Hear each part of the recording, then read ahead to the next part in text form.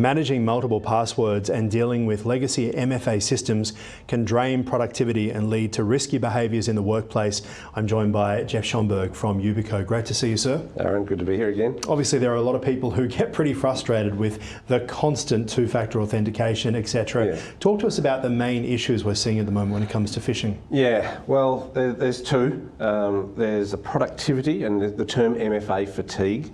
And then there's the security risk of AI sort of making it easier for the bad guys to actually break in and hack into accounts by reusing our passwords or breaking the MFA that we use. So that fatigue, I think, is an area that we're starting to see more and more impact on organisational productivity and staff. That friction is really causing problems in the workforce. Oh, 100%. I mean, I can tell you even from today, just trying to log into things, and then by the time you get through the process, you've kind of moved on. You don't need to use it anymore. Yeah. And that then obviously creates a feeling within employees and workplaces that this is just taking too much time. Yeah, there's some interesting research I've been digging into a bit, back from about almost 20 years ago now. But so yes, there's a delay in getting your username and password versus using something more modern, and we'll probably come to that. And that's 4 to 8 times faster. But it's that delay in your concentration. 100%. And the ability to refocus. You often forget what you were trying to log in for in the first place. And that research gives us around about, sometimes more complex tasks, up to 20 minutes to get back to that level of concentration you were at on those detailed tasks. So the idea of password fatigue, also the employee productivity, how is it impacting security behaviour? Are people trying to find a way? Are they turning off two-factor authentication, for example, saying, I'm done with the daily Google login? Well, organisations and the security teams are trying to force us on that, and that brings that fatigue, and with that fatigue comes shortcuts, and that brings the security risk. So if it's simple passwords, we all know that we've got many passwords and we reuse the same one. We add an exclamation mark or something. People say it's your dog's name, then add a 1, then an exclamation mark, and then an asterisk. So we're looking for shortcuts. And then when we're constantly bombarded by these re-authentication requests, we just get sick of it. So we're blindly accepting, yes, that looks fine. So we're not giving it the diligence. And that then brings with it a security risk as well. So it kind of compounds itself. And also there's an element of fatigue where people just tune out and they stop thinking about security as well. When you're getting a message to say you've got 500 compromised passwords, log into each account and fix them and replace them, no one is going to do that, right?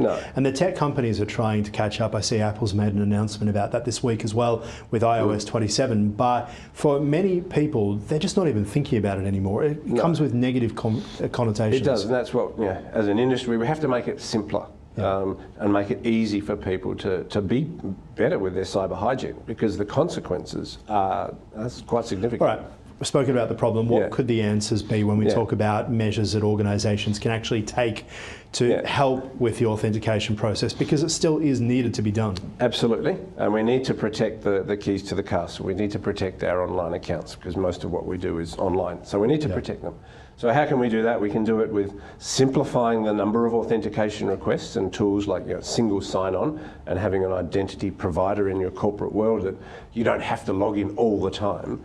But for more everyday use, we see things like passkeys as the way forward, because they've been designed from the ground up by the industry to be highly secure, and there's reasons why they are secure, but also easy to use.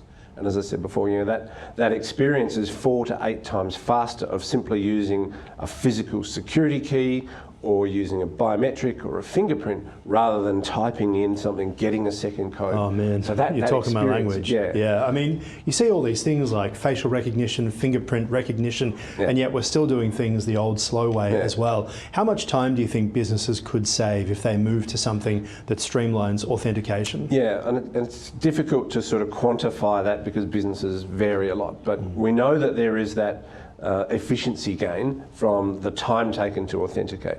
We know that there's that productivity gain by the loss of focus on your tasks.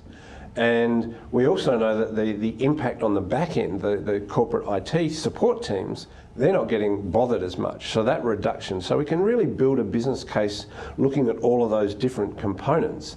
And some of the research that we've done at Yubico is, on average across the industry, that brings an ROI of over 200%. Yeah, so we can build a strong case for doing it a better way and making it easier on all of us as users. Yeah, good on you, Geoff. Before we go, how can people find out more? Look, simply yubico.com.